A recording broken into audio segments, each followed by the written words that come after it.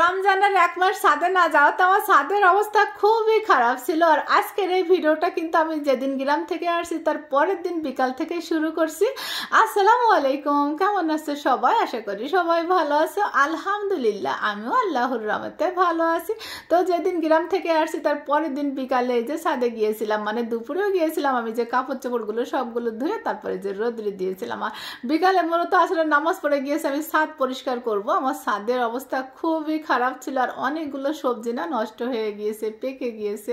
তো যাই হোক, ওই যে গ্রামে গিয়েছিলাম আমরা 8 দিন ছিলাম। তো এই যে বেগুনগুলো আমার মনে হচ্ছে যেন পেকে যাচ্ছে। তো আমি ভাবলাম যে আগে সবজিগুলো উঠিয়ে নেই, তারপরে না ছাদটা পরিষ্কার করব।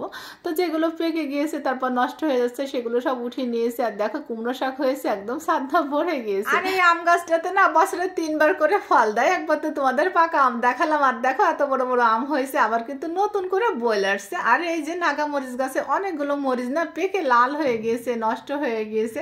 তো এই যে যা ছিল সবগুলো উঠিয়ে নিয়েছে। আর এই যে বেগুনগুলোও কিন্তু উঠিয়ে নিয়েছে। আর আমি যাওয়ার পরে আমার জামাই কিন্তু একবার উঠিয়ে তারপর ফ্রিজে রেখে গিয়েছিল বেগুন। তো যাই হোক, এই যে পাতাকপি, তারপরে বেগুন, মরিচ আর অনেকগুলো না কুমড়ো শাক উঠাইছি।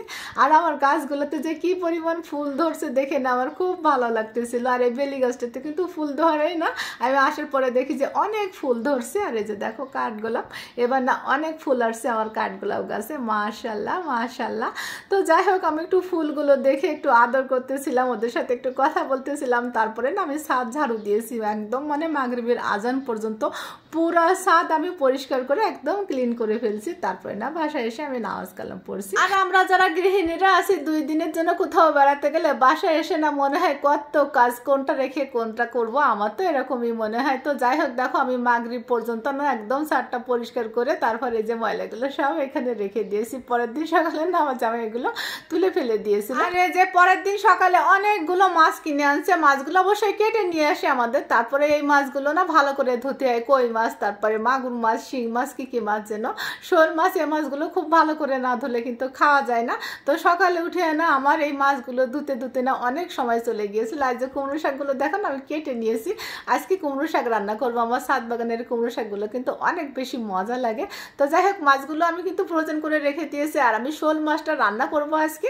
তো ফ্রেশ শোল মাছ, তো শোল মাছটা বেশ বড় ছিল, ভাবলাম আজকে আমি এটা রান্না করি। তো কষিয়ে রান্না করবো, ভেজে রান্না করবো। আর এরকম টাটকা মাছ যদি কষিয়ে রান্না করা হয় আমার কাছে যেন বেশি ভালো লাগে। তো যাই হোক, আমি সব বাটা মশলা সুন্দর করে দেখো আগে কষিয়ে নিয়েছি। তারপরে এই যে মাছটাও কিন্তু খুব ভালোভাবে ধুয়ে নিয়েছি। আর এখানে আমি মাছগুলো এক একে দিয়ে দিচ্ছি, দিয়ে ঢাকনা দিয়ে ঢেকে 1 পিঠ করে কষিয়ে আমি মাছটা রান্না করবো। তো যাই হোক, মাছটা রান্না হতে থাক, আমি তোমাদের সাথে পেজ নিয়ে একটু কথা বলি। কার পেজের কি অবস্থা আপনারা একটু কমেন্ট করে জানাবে, কি আপডেট চলতেছে আর কতদিন এই আপডেট চলবে আমি জানি না। আমার পেজে কিন্তু অনেক দিন ধরে লাল বাতি চলতেছে, মানে ঠিকই হচ্ছে না। অনেকের ভিডিও দেখি মিলিয়ন মিলিয়ন ভিউজ হচ্ছে, তাদের নাকি কোনো সেট আপ নাই।